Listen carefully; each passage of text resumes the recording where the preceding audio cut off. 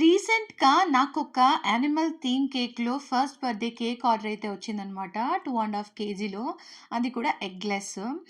దానికోసం నేను fondant toppers అన్నీ కూడా ప్రిపేర్ చేసి రెడీగా పెట్టుకున్నాననమాట.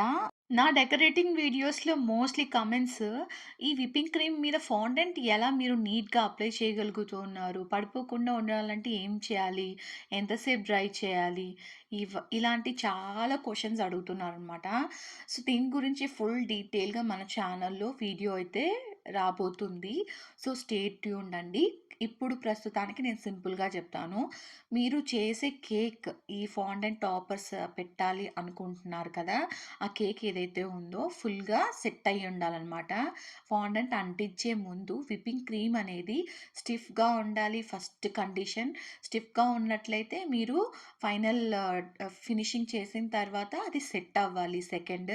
అండ్ థర్డ్ వచ్చేసి ఆ ఫాండెంట్స్ అనేది డ్రైగా ఉండాలి. వెట్టీగా ఉండకూడదు. అంటే ఊగుతూ లూజ్‌గా కదులుతూ ఉండకూడదు. స్టిఫ్‌గా మనకొక టాపర్ ఎట్లా ఉండాలంటే ఒక చాక్లెట్‌ని మనం పట్టుకుంటే ఎంత స్టిఫ్‌గా ఉంటుందో అంత స్టిఫ్‌గా ఉండాలనమాట. అంత స్టిఫ్‌గా డ్రై అయ్యేంత వరకు మీరు ఉంచాలి. Based on the climate winter, summer ఒక్కసారి ఒక్కొక్కలాగా టైం తీసుకుంటుంది. ఈ ఫాండెంట్స్ అనేవి డ్రై అవ్వడానికి. సమ్మర్‌లో 1 డే బిఫోర్‌గా ప్రిపేర్ చేసి పెట్టుకుంటాను ఫాండెంట్స్ అన్నీ కూడా.